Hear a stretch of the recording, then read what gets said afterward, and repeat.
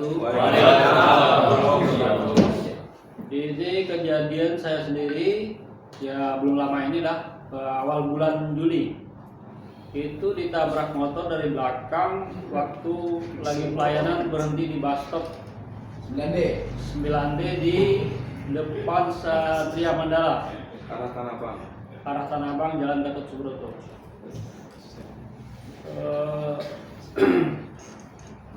Pada kejadian itu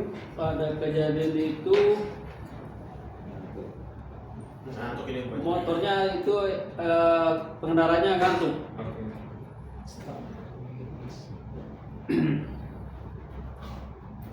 Cuman kita pasalnya mungkin kita kurang tahu ini ayatnya ayat berapa gitu Pak.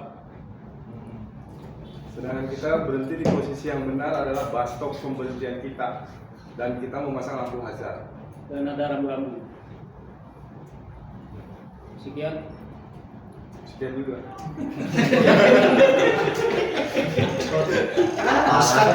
Oke, nanti masuk ke sini Pak. Pasal 310. Nah, 30 ya Pak. 310. Bapak tadi 3 berapa? 329. 234. Samsu dong. 29. Samsu. 234. 229. Berapa 229? Apa itu tadi? Ayat 2. Yang 2 segini sih. Handphonenya mana?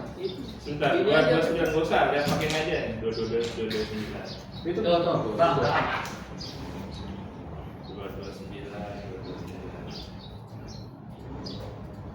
Nah, ini. 229.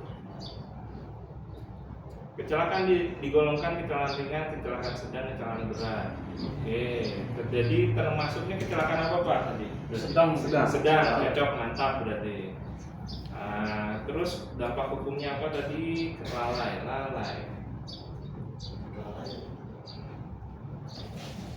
Bener Pak, 310. 310. Iya. Silakan dibaca yang belum ngomong, silakan. Madepnya ke sana, kameranya ke sana.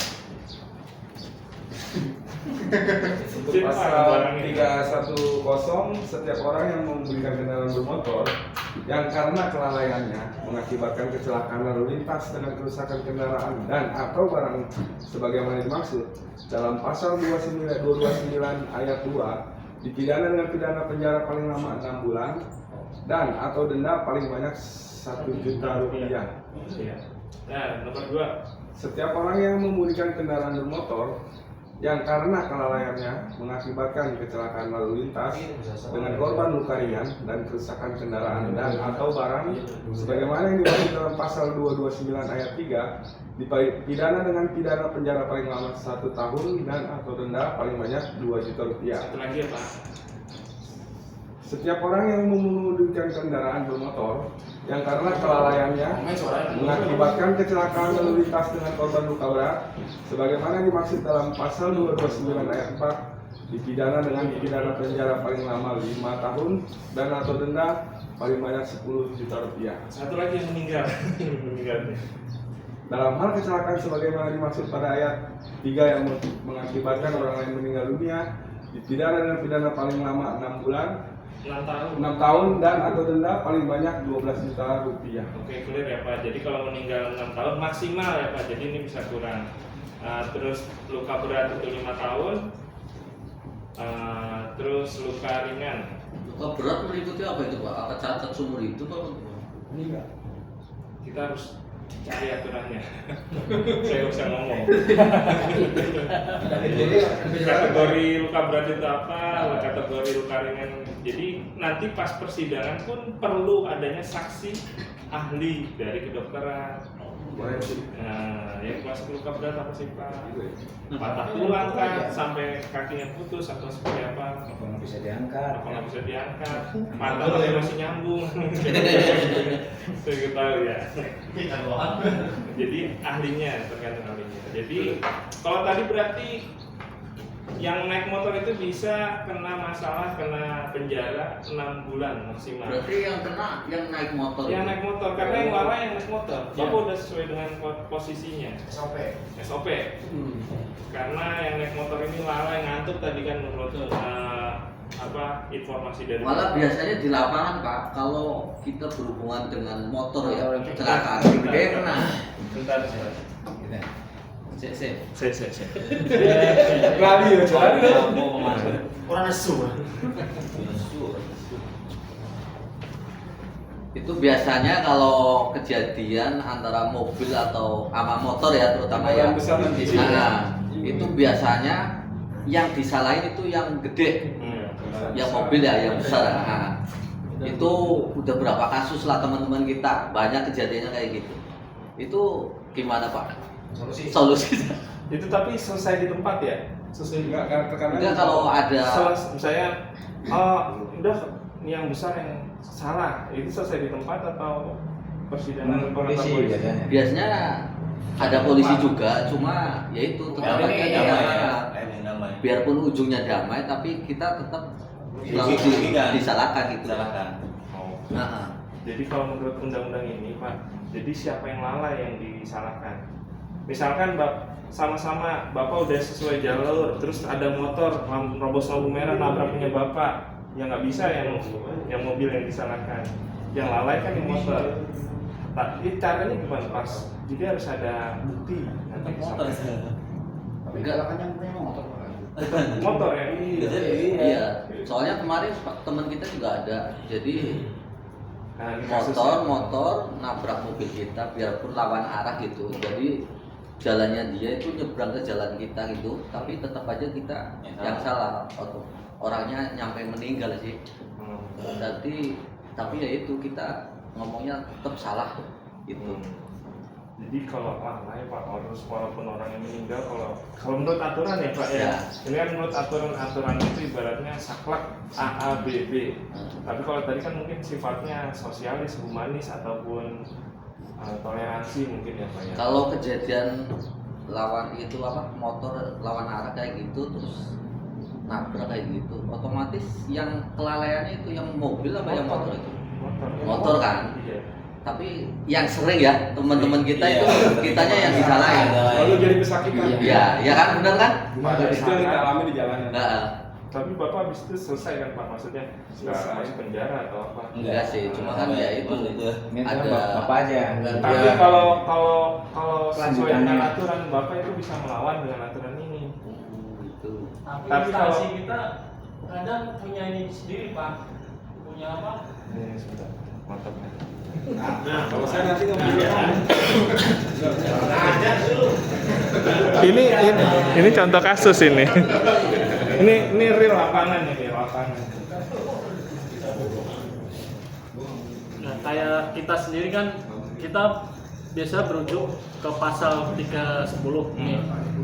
Kayak teman-teman kita kan di lapangan bisa merujuk ke pasal 310 ini nih. Cuman kadang kita di lapangan bahwasanya kalau kita kan tergabung di BUMD daerah ibu kota Transjakarta, kadang kita menyalahkan dengan pasal kayak gini, tetap kita yang disangkakan dalam kelalaian gitu Pak. Iya. Sedangkan yang lalai itu kita sebenarnya nggak lalai, kita udah antisipasi kanan kiri, udah sigap semua, udah sesuai peraturan yang berlaku SOP. Kadang kita terjadi di lapangan pun dipandang seolah kita nggak memakai SOP peraturan tersebut Pak. Seolah-olah ya. Iya, Iya. Seolah-olah. Tetap itu salah Pak. Tetapi kita berpatokan di pasal 310 itu pun kita menyangkal, oh gimana Pak, nggak bisa gitu.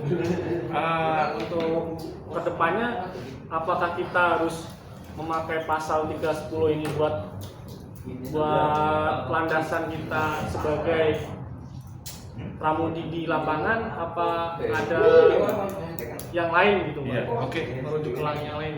Balik lagi penerapan pasal ini apa ya? Penerapan pasal ini jadi harus Bapak melihat kondisi lapangan dulu. Jadi pastikan, misalkan nih Pak ya, hal seperti ini nih.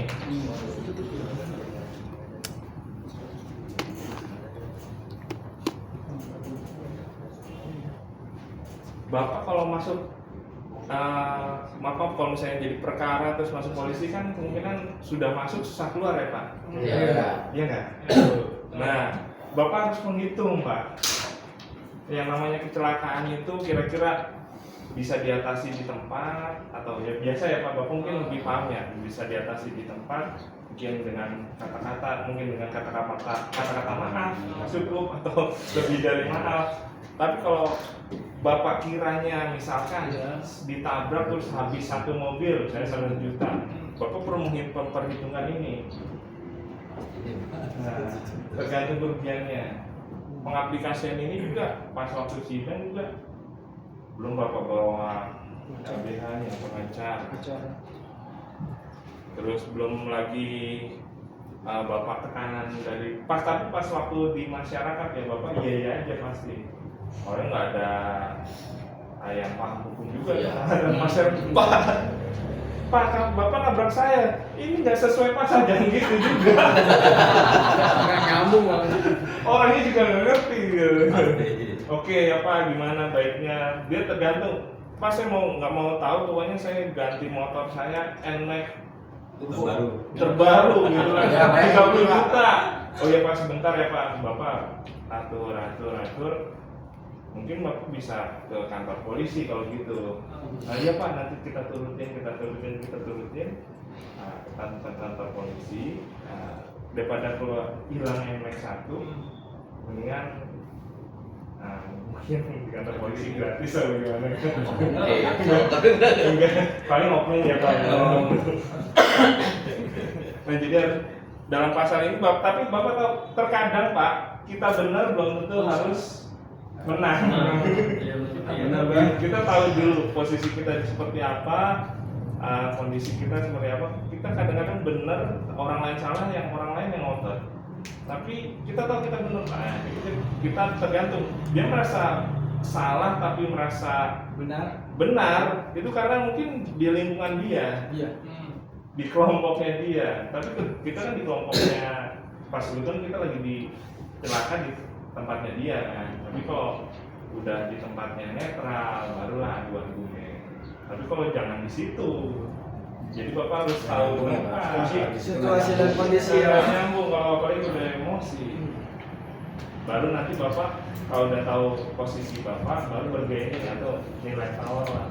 Pas sebenarnya Bapak lo yang salah. Tapi kalau masih motor coba lihat aturannya. Tapi ada penengah polisinya atau daripada Bapak.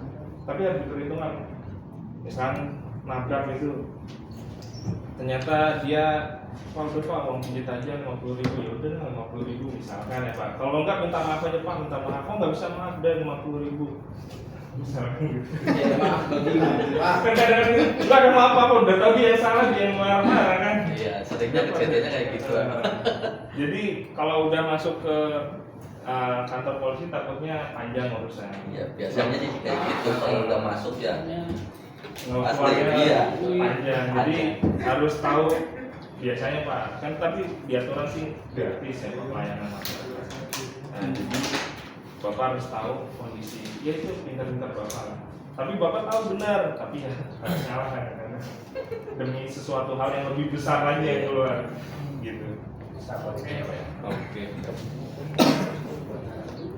Ada lagi kira-kira? Pengalaman pribadi saya, Pak ini nggak mau direkam. Oh nggak direkod, oke.